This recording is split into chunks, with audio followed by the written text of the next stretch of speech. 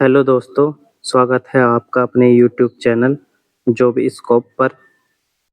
तो इस वीडियो में आज हम बात करने वाले हैं यूपी ट्रिपल एससी पैट 2026 की ऑनलाइन के बारे में। तो वीडियो के साथ लास्ट तक बने रहें। मैं इस वीडियो में आपको ऑनलाइन का स्टेप बाय स्टेप प्रोसेस बताने वाला हूं। तो सबसे पहले सरकारी रिजल्ट .com पर आ जाना है और पैट 2026 खोल लेना है। फिर इसके नीचे आना है, अप्लाई ऑनलाइन पर क्लिक करना है। अप्लाई ऑनलाइन पर क्लिक करने के बाद कुछ इस तरीके का इंटरफेस आपको दिखाई देगा। यहाँ नीचे लिखा हुआ है पैट नोटिफिकेशन। यहाँ पे अप्लाई नाउ पर क्लिक कर देना है। नीचे कैंडिडेट रजिस्ट्रेशन पर क्लिक कर देना है। कैंडिडेट रजिस्ट्रेशन पर क्लिक करने के बाद कुछ इस तरीके का इंटरफेस आपको दिखाई देगा, जिसमें आप मोबाइल नंबर से भी लॉगिन कर सकते हैं और अगर आपने ये OTR कर लिया है तो OTR नंबर से भी लॉगिन कर सकते हैं। और यदि आपने OTR नहीं करा है तो पहले आपको OTR करना पड़ेगा। OTR करने के लिए न्यू वन टाइम रजिस्ट्रेशन पर क्लिक करना पड़ेगा। फिर यहाँ पर लिखा हुआ है do you have PAT 2025 registration number.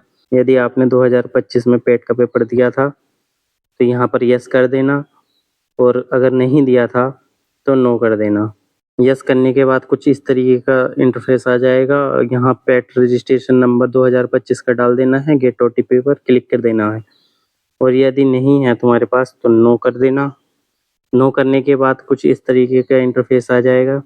यहाँ पे मोबाइल नंबर डालना है, यहाँ email ID डालनी है। क्लिक हियर टू वेरीफाई पर क्लिक कर देना है। यहाँ पर अपना नाम डालना है, यहाँ अपना कंफर्म नाम डालना है, यहाँ डेट ऑफ बर्थ डालनी है, और यहाँ जेंडर डालना है, और फादर्स नेम डालना है, मदर्स नेम डालना है, और किस स्टेट से हो आप वो डालना है। होम डिस्ट्रिक्ट क्या पड़ता है आपका वो डालना है, और कैटेगरी डालनी है आपकी कौन सी है, जनरल है, OBC है, SC है, ST है।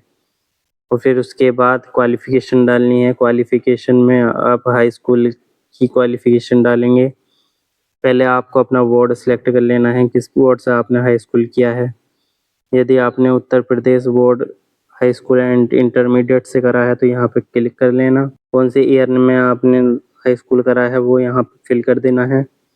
यहाँ अपना हाई स्कूल का रोल नंबर फिल कर देना है, और यहाँ पर आपको परसेंटेज सिस्टम है तो परसेंटेज पर क्लिक कर देना है। यहाँ पर आपको जितने नंबर मिले हैं, जितने में से मिले हैं वो डालकर फिल कर देना है।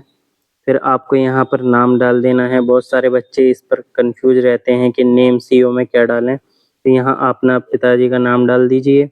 यहाँ हाउस नंबर डाल दीजिए अगर है तो, और अगर नहीं है तो आप अपने विलेज का नाम भी डाल सकते हैं, और अपना पूरा एड्रेस इसमें भर देना है। उत्तर प्रदेश बलिया, यहाँ पर अपना पिन कोड डाल देना है, जो भी आपका पिन कोड है। और यहाँ पर अगर आपके पास कुछ और भी है, PAN card, driving licence, voter ID card, यहाँ पर डालकर और उसका नंबर डाल देना है। फिर आपका फ़ोटो और सिग्नेचर अपलोड करने के लिए आएगा। याद रहे कि आपका जो फ़ोटो का फॉर्मेट होना चाहिए 3.5 सेंटीमीटर से 4.5 सेंटीमीटर होना चाहिए फ़ोटो का साइज़, और 50 से 100 KB के बीच में होना चाहिए। सिग्नेचर का 30 से 50 KB के बीच में होना चाहिए। और याद रहे सिग्नेचर इसी तरीके से करना है, ऊपर इंग्लिश में करना है, नीचे हिंदी में करना है। और फिर I accept the above declaration, इस पर क्लिक करके यस कर देना है। यहाँ वेरिफिकेशन कोड डालकर सबमिट कर देना है। इस तरीके से आपका OTR हो जाएगा। OTR करने के बाद वापस वहीं चले जाना है। आपको अपने यहाँ पर मोबाइल नंबर डालना है। मोबाइल नंबर डालने के बाद गेट OTP पर क्लिक कर देना है। OTP आपके नंबर पर पहुँच जाएगा। OTP यहाँ फिल करने के बाद वेरिफिकेशन कोड डालकर लॉगिन कर लेना है। लॉगिन करने के बाद आपकी सारी इन्फॉर्मेशन खुलकर आ जाएगी। आपका फ़ोटो, आपका नाम सब एक बार चेक कर लेना है, और कुछ एडिट करने की ज़रूरत है तो कुछ एडिट कर लेना। Have you complete intermediate examination? If yes then click on check box and board name, passing of year और रोल नंबर। चेक बुक पे क्लिक कर देना है। उसके बाद अपना बोर्ड का नाम डालना है, जो से भी आपने बोर्ड से इंटर किया है उस बोर्ड का नाम डाल देना है, और पासिंग ऑफ ईयर डाल देना है, रोल नंबर डाल देना है अपना, और परसेंटेज सिस्टम में परसेंटेज सिस्टम डाल देना है, और अगर आपका ग्रेड सिस्टम है तो ग्रेड सिस्टम डाल देना है। परसेंटेज सिस्टम डालने के बाद आपको यहाँ पर जितने मार्क्स मिले हैं उतने डाल देने हैं और कितने में से मिले हैं वो डाल देने हैं। इसके बाद नीचे पूछ रहा है marital status, are you married? अगर आप मैरिड हो तो यस करना और नहीं हो तो नो करना। उसके बाद नीचे लिखा हुआ है उत्तर प्रदेश गवर्नमेंट एम्प्लॉय डिटेल। अगर आप उत्तर प्रदेश गवर्नमेंट में एम्प्लॉय हैं तो यहाँ पर यस कर देना है और अगर नहीं है तो not an employ of Uttar Pradesh government ये कर देना है।